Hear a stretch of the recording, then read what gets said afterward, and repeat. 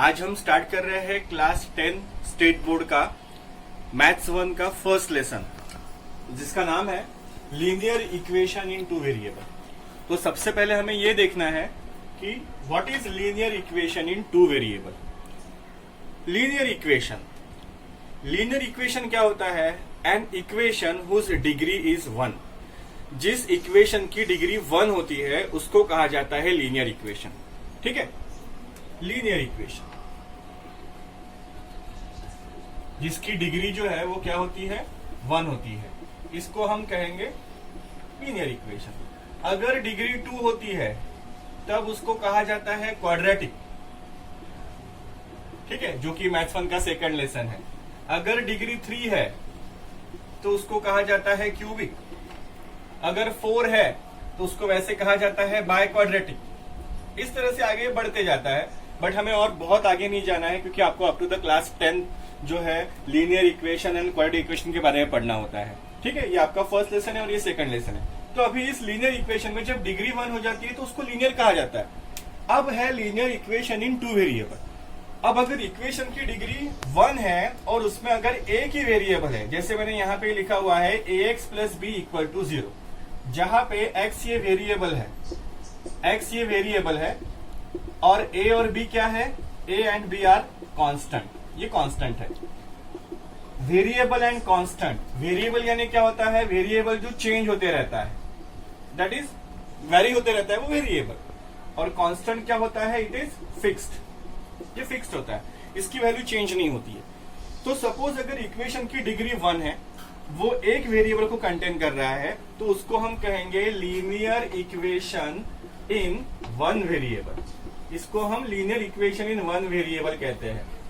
ऐसे इक्वेशन को सॉल्व करने के लिए अगर आपको एक ही इक्वेशन दिया जाए तो आप उसको सॉल्व करके आंसर निकाल सकते हो। जैसे फॉर एग्जांपल देखा जाए, अगर आपको दिया हुआ है 3x प्लस 7 इक्वल टू 0, इसे आपको सॉल्व करना है यानी क्या करना है? You have to find the value of x here. Okay, so यहाँ पे 7 दोनों ट्रांसफर हो जाएगा। So this will be 3x is equal to -7, so x equal to -7/3। You will get the answer, x is equal to -7/3। तो अभी ये equation linear equation in 1 variable था। So only 1 equation given is sufficient to find the root, to find the solution of the variable in that equation. ठीक है, but अगर equation में अभी 2 variable आ जाते हैं तो पहले तो उसको लीनियर इक्वेशन इन 1 वेरिएबल नहीं कहते, तब उसको कहा जाता है लीनियर इक्वेशन इन 2 वेरिएबल। अब if degree of an equation is 1 and it contain 2 variables is called linear equation in 2 variable। तब उसको कहा जाता है linear equation in 2 variable, जिसका स्टैंडर्ड फॉर्म जो है, स्टैंडर्ड फॉर्म या फिर हम बोल सकते हैं जनरल फॉर्म जो है उसका, वो होता है ax plus B Y plus C is equal to 0। इसको इस तरह भी लिखा जाता है ax plus B Y is equal to C, जहां पे a b c ये कांस्टेंट है, where a b c are constant and x and y are variable. x और y जो है ये इसमें क्या होते हैं? x और y इसमें वेरिएबल होते हैं। ठीक है, और a b c ये क्या है? कांस्टेंट है।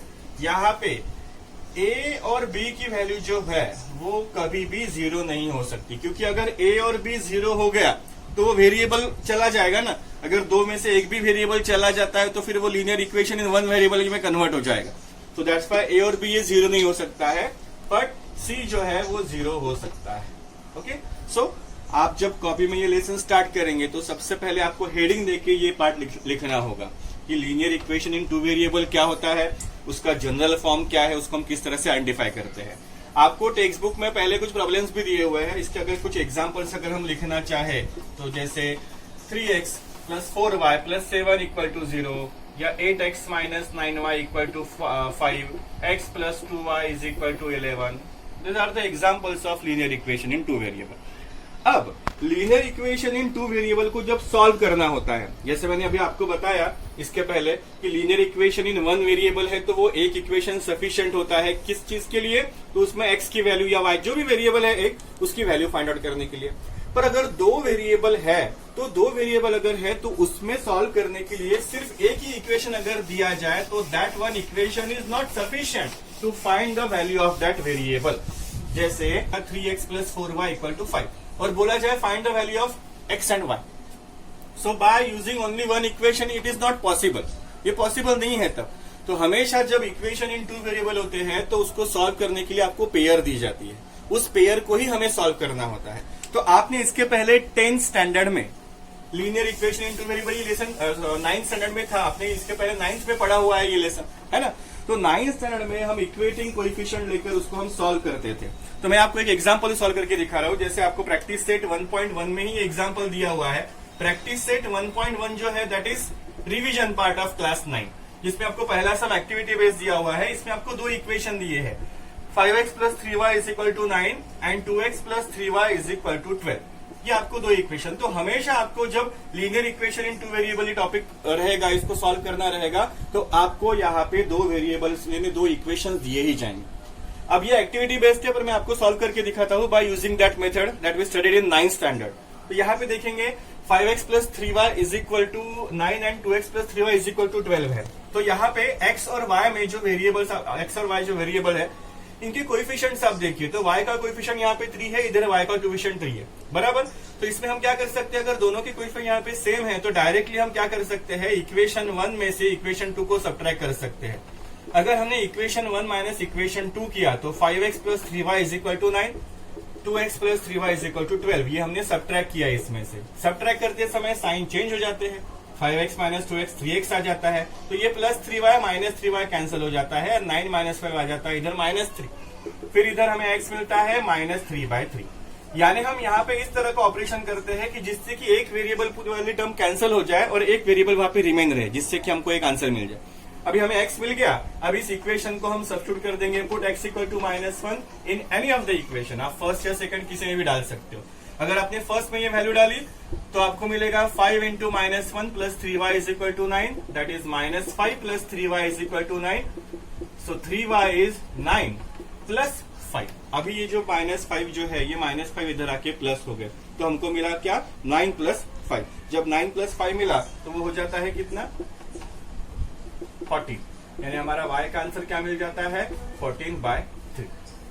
ये हमारे आंसर्स रहेंगे। आपको अगर वेरीफाई करना है कि आपका आंसर सही है यानी आप उसको वेरीफाई कर सकते हो। अगर हमने किसी भी इक्वेशन के लेफ्ट हैंड साइड में सब्स्टिट्यूट किया, जैसे 5x + 3y है, तो यहाँ पे 5 × x की वैल्यू -1 + 3y यानी 3 × 14/3, तो देखेंगे 5 × -1 -5 3 कैंसिल और ये 14 -5 आ जाता है 9, which is the right hand side, यानी हमारा आंसर जो है वो सही है। लास्ट में हम सॉल्यूशन लिखते हैं, therefore x = -1 and y = 14/3 are the solutions. इस तरह से आपको ये linear equation two variable solve करने होते हैं। नेक्स्ट वीडियो में हम इसके आगे के और क्वेश्चन कैसे सॉल्व करने हैं वो देखेंगे। अगर आप इस चैनल पे नए हैं तो प्लीज आप चैनल को सब्सक्राइब कीजिए और बेल आइकन को प्रेस करके ऑल कर दीजिए, ताकि जब कभी भी वीडियोस नए डाले जाए तो सबसे पहले नोटिफिकेशन जो है वो आपको मिले।